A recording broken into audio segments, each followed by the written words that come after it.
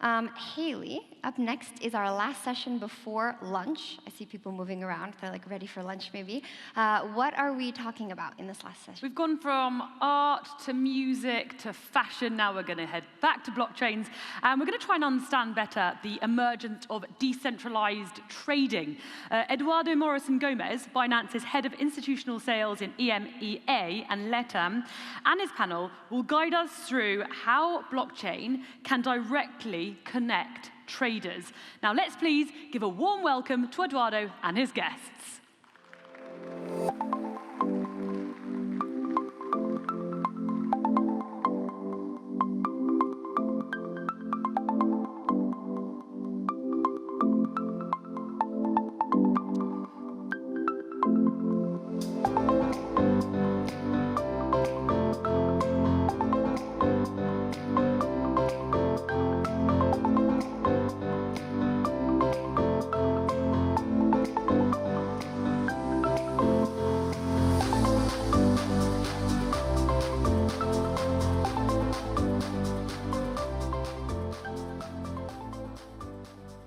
Hello, my name is Eduardo Morrison. I'm from Binance Institutional Sales Team in Europe. It's an honor for us to be hosting this panel today about the emergence of decentralized trading. And to begin with, I'm going to thank all the panelists to join us on the conference. And it will be great to have a quick intro on yourselves and your company to start with. Sure. Happy Merge Day, everyone. My name is Katia, Banina. I head up product at Wintermute, a leading trading firm in crypto. And I also head up products at Bebop, which is a new decentralized exchange that's being incubated by Wintermute. Hi, I'm the founder of an asset management company called TOBAM. We run about $9 billion. Mostly in the US. We started in crypto in 2016, and that's it. Hi, everyone. I'm Oliver Yates, the CEO of Aplo. I'm delighted to be invited by Binance and to hear the other speakers today. For those who don't know Aplo, we're an EU-licensed broker that leads institutional investors into the crypto universe. So we have a prime brokerage platform with broad range of currencies and investment tools. Hey, good morning, everyone. I'm just happy to be here. I got here 9 minutes ago, which is about as close a shave as I've ever done for one of these things. I represent Galaxy. We used to be Galaxy Digital, but we're called Galaxy now. We've dropped the digital because isn't everything just digital.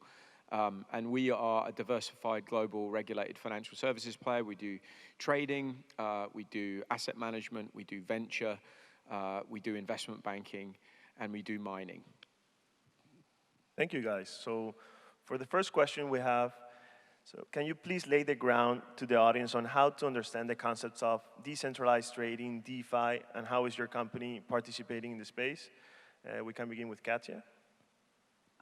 Right, so DeFi, decentralized finance, is, of course, part of the Web3 concept, right? So it's that trading that's enabling Web3 economy.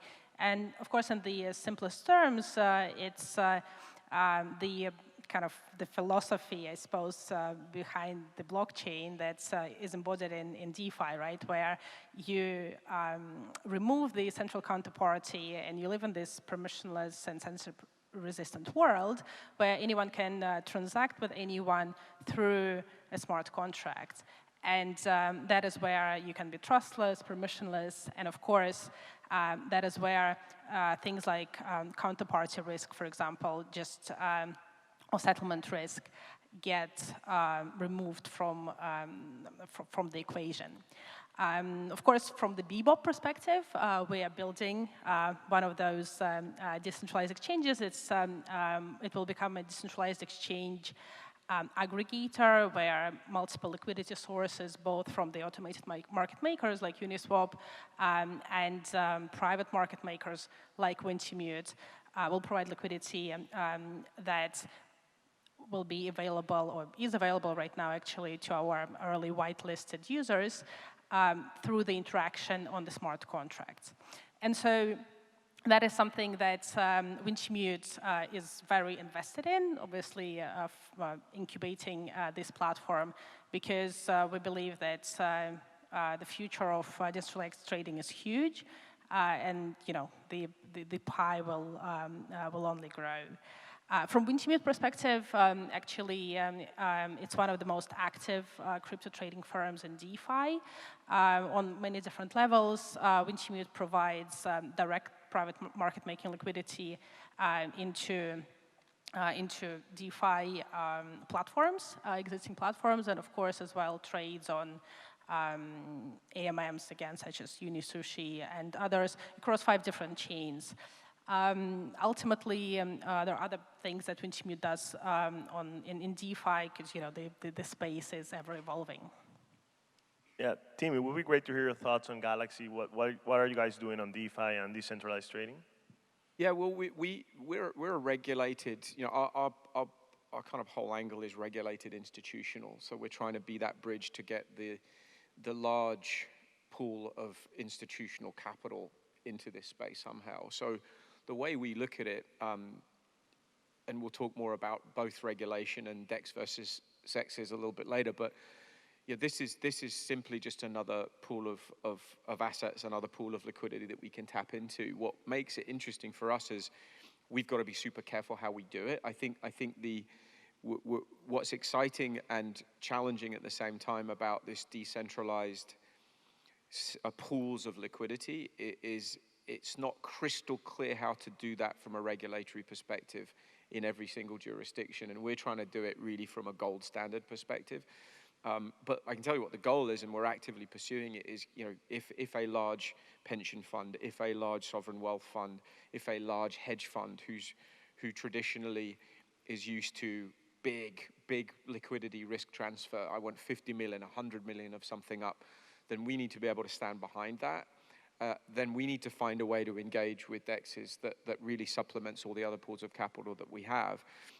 I also think what's interesting is the AMMs. I feel like the AMMs is sort of it's a light bulb moment for how to allow liquidity to form in this new decentralized way. Having said that, AMMs still have some way to go, right? There's still a little bit of evolution to be had. There are new, I think, better models that ultimately will allow us to get to that point where this huge wave, and I believe there is a huge wave, we see this huge wave coming of institutional capital, can really engage in this way and further enhance the liquidity and actually price discovery for everybody. So it's a really important piece of the puzzle.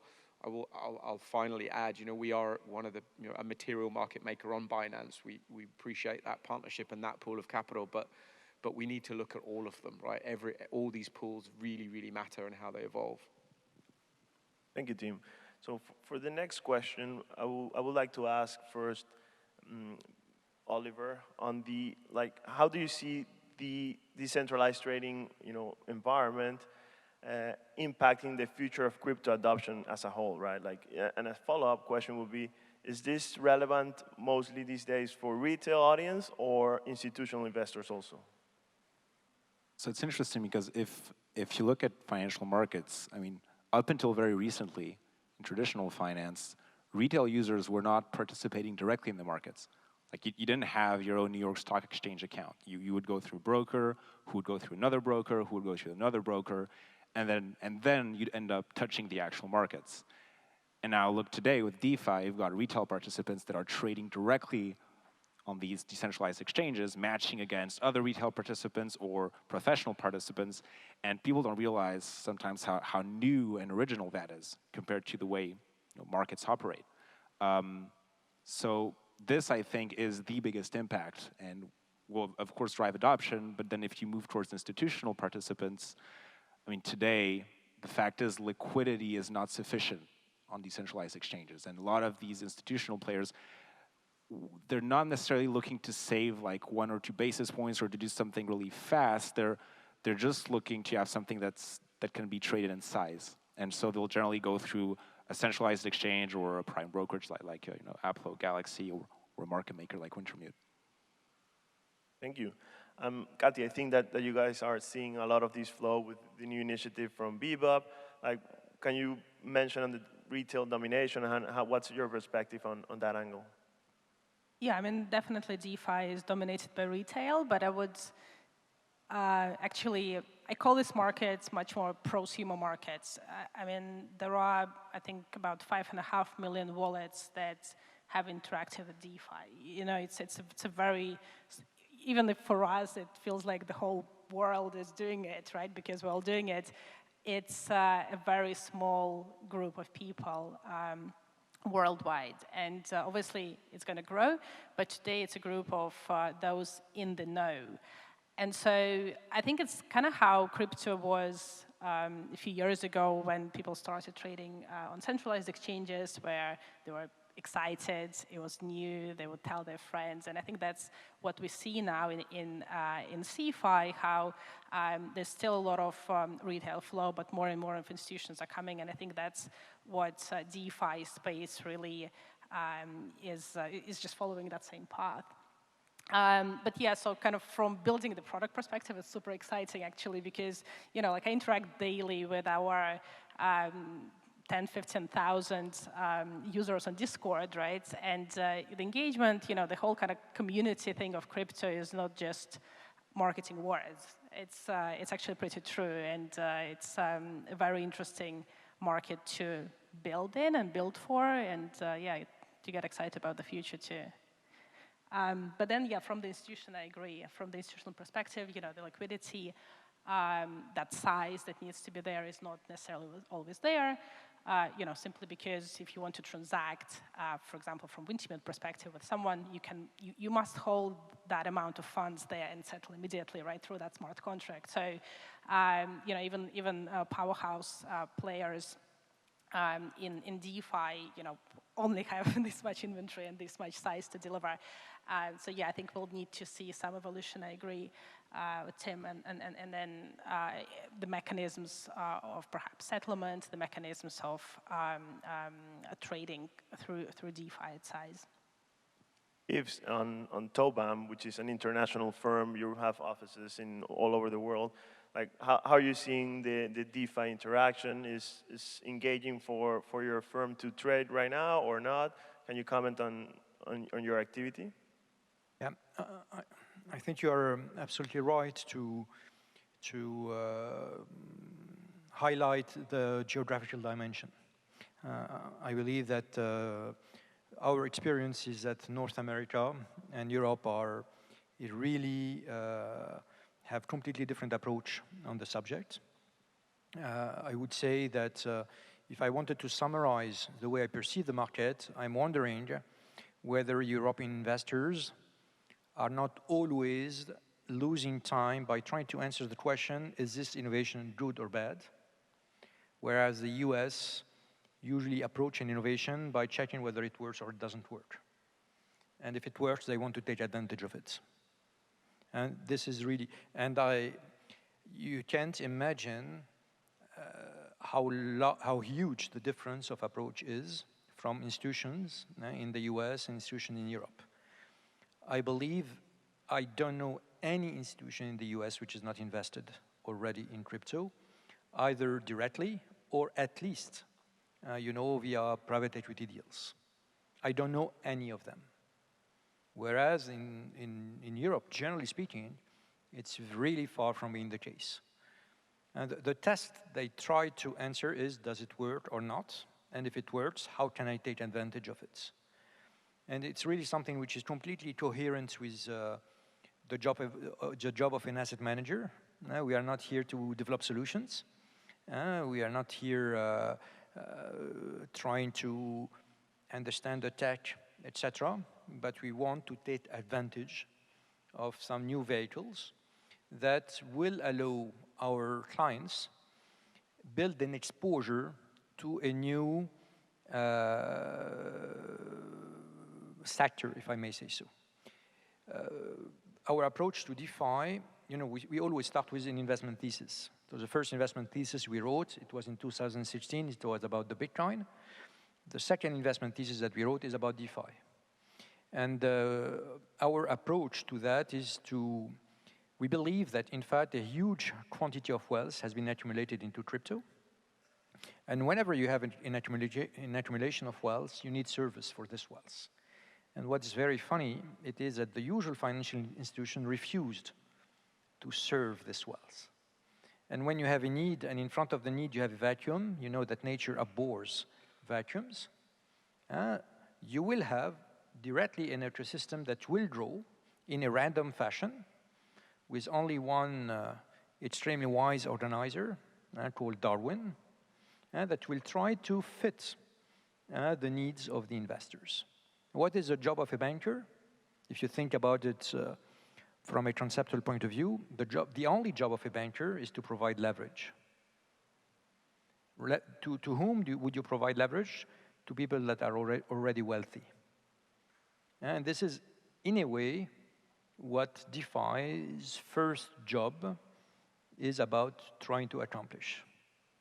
It's about really finding people that have assets and providing them with leverage. And you have this new ecosystem which is developing. The only difference between this ecosystem and all the previous one, it is the speed of growth, because usually it takes either billions of years or hundreds of years, or for the car making industry, 50 years or 60 years. Here, every year, it's a complete revolution. So it's really something which is fascinating to look at this ecosystem and try to take advantage of it via our job, which consists into investing. Thank you for sharing your thoughts. Very interesting on the evolution side.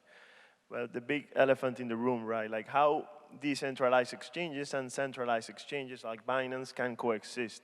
It would be great to hear, team thoughts first on what are the advantages and disadvantages and how both can coexist in the long term, right? Yeah, this is a big one. So you know what? I'm gonna invoke for a bit of fun something I call the Casablanca principle. I don't know if any of you have heard me talk about this before, but it serves a purpose, and trust me, it'll sound like I'm going in a completely different direction, but I'm going to the point here. So think of Casablanca, the movie, which is a great movie, right? One of my favorites. 1947 that was made, right? That intellectual property, that asset is an asset, movies is an asset, was first produced on the medium of celluloid in film. And with time, things evolved, and the mediums have changed. So we went from that to Super 8. We went from Super 8 to Betamax and VHS, and then we went from there to Laserdisc, if you guys remember that. I actually used to have some of those. And then you go to DVDs, and then you go to Blu-ray. And you get to Blu-ray, and you remember Blu-ray, which I believe you can still buy. It's great. It's this fantastic digital medium. It's really digital, and it's high quality, and it's high definition, and it's got all that stuff on it. And ultimately, we then went to this next step, which was streaming, and we created an entirely natively digital ecosystem for the production, the distribution, and the viewing of the asset, Casablanca. So, notwithstanding the fact that the original asset wasn't natively digital, now you transfer it to digital and its entire life cycle is managed digitally. The point here is the move from Blu-ray to streaming was seismic and rapid in its dramatic effect that it had on the industry of producing movies, distributing movies, and viewing movies. If you know that industry, and so it's a good example because we all live and breathe it. It was dramatic. It just changed the game in all of the above and how we buy movies, etc. So what has this got to do with the sex versus dex question? Well, if you believe, like I suspect everybody here would believe, if you're here, you probably believe it, that financial services is about to go through its same Blu-ray to digital native streaming moment, and that we will have a seismic shock to how services are delivered, how we as individuals, as corporations and governments transfer value and engage in financial services, and indeed, as Yves said, gain leverage and get credit from institutions, which I think we all do, then the question of liquidity becomes central to that. Now, if you look at the movie example, it's less obvious, but the ability to have a phone and not have to go through the middleman of having to go to a store and buy a DVD and put it in a machine, was pretty material in democratizing the access to that, and we all now, see that value. We're kind of in that same journey with sexes and dexes. What's really interesting and different, though, about financial services versus movies is this core notion of liquidity. And therefore, the answer to the question of can they coexist, will there be a winner or not, is that actually I think you have to get into the nuance of all movies are the same. A movie asset is the same, and so every platform can have all of them. And if someone chooses, if 100 people choose to download or 1 billion people choose to download, it really comes to the same thing. Not all assets in general, in crypto, but even in general, are the same. There are liquid assets and less liquid assets. If you look at bonds, some of them trade on exchange, some of them trade OTC. If you look at equities, some of them trade on exchange, some of them trade OTC. So it's going to be the same in crypto, but now we've got this new DEX opportunity, which undoubtedly, when securities go to this digital native medium, we get true tokenization and digital securities, they should, in many respects, transfer to a DEX in certain situations. You could argue it's a bit like a dark pool. These things have kind of existed in some ways in the past. So the answer is we need them all. We need all these tools. We need more DEXs, we need more efficient AMMs, we need more players because more players means more liquidity. More liquidity means better price discovery. Better price discovery means better pricing for all of us, better transparency. That's good in general, right? It's not so good for fattened intermediaries, but that's the thing we're trying to get rid of. So we will need the Binances, we will need the evolution of London Stock Exchange, whatever that becomes. We will need Uniswap and SushiSwap to continue to evolve, and they have to evolve. DEXs are really in their V1 1.5 moment. I bet 5 years from now, we'll be talking about DEXs in a different way, especially when the institutions come. So it's fascinating when you think in that Casablanca principle context, we're going to need it all. These are welcome tools to deploy. Thank you for sharing. Yves, what are your thoughts on Binance? How can Binance play a relevant role in the DeFi space also? Binance specifically? So there is a dilemma for people like us, which is that we need a better segregation between the custody function and the exchange function. So this is something that Binance is resolving in an original way in the field of centralized exchanges. For us, as soon as, usually when you were talking about the London Stock Exchange, whenever you trade with the London Stock Exchange does not at any single moment have custody of the assets you provide them with. You never, when you are a fund, a mutual fund, and you trade a stock, you never carry the credit risk of the London Stock Exchange. So for institutions, I'm not talking about retail, the unbundling between the custody function and the fact you're in exchange is something which is not yet advanced enough in our mind in most of centralized exchanges. And we are obliged always to find a tailor-made way to access the central exchanges in order to really segregate between the function of exchanging and the fact that you will or will not carry the credit risk of the central exchange. Yeah, well, it's a good point, and I think that the custody angle is definitely important for institutional investors to participate in the space. For the last question, and we have 7 minutes, and I think it's very relevant. Regulation for crypto as a whole is very crucial. Decentralized exchanges regulatory framework is still nascent. How do you see them positioning or moving towards an increasingly regulated crypto trading space in Europe? I think, Oliver, you are a regulated entity in Europe. It would be great to hear your thoughts on this and how you envision the progress. Sure. So to start with, at Aplo, we're really for regulation. We think that a well-built regulation can help foster innovation and investor protection in the space. That being said, if we focus on MiCA, which is the upcoming regulatory framework for crypto in the European Union, there are a few interesting pieces in the text.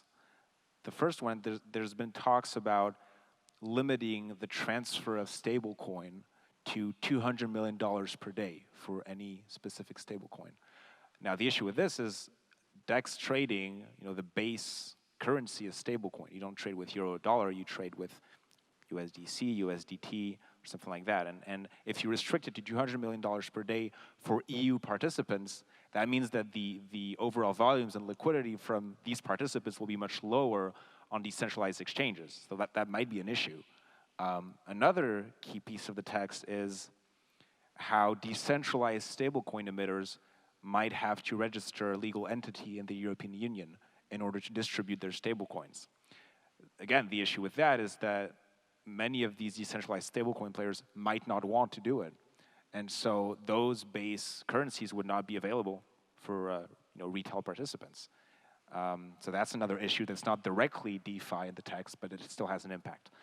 Now, for actual decentralized exchanges and DeFi protocols, those are not mentioned in MiCA text. And there's a reason for that.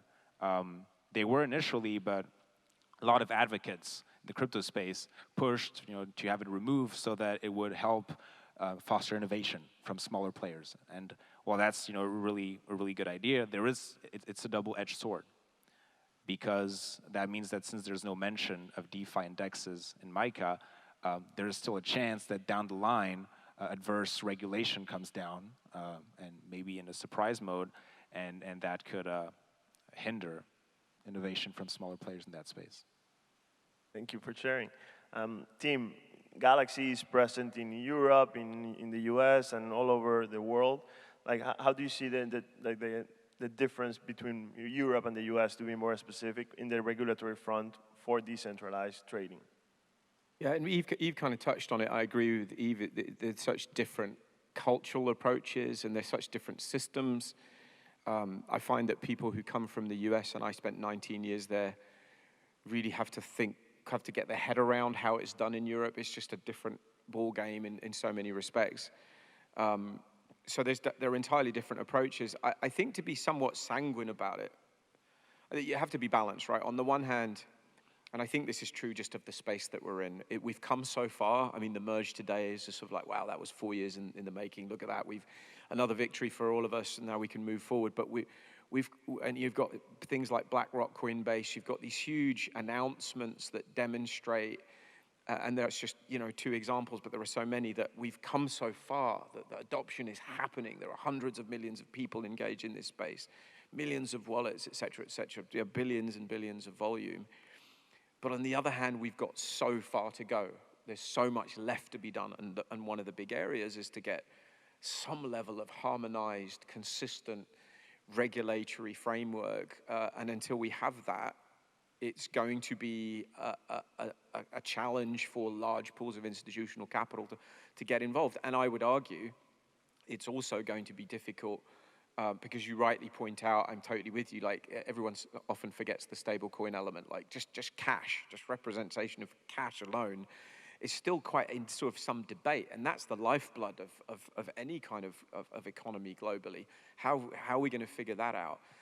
I think to be sanguine, though, to be positive for a second, you have to recognize that in the US, it's such an active dialogue at the top of the house, all the way to the president, down with the executive order that we had earlier this year.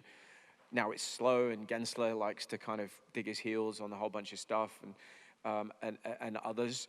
But at least it's an active dialogue, and it's very, very real. In the UK, as an example, it was great to see Liz Truss, the new Prime Minister, follow up on the previous regime's statements about wanting the UK to be a crypto hub. We welcome that. London should be. It's just natural because it's such a big financial center. But it lacks a little bit of clarity, but like that's a positive statement. Look at the fact, look at where we are. We've got Binance regulated by Paris. That was a huge thing that was heard. Now that shot was heard around the world in April. What a great statement from France that they really want to engage. And Germany and Switzerland and other regimes.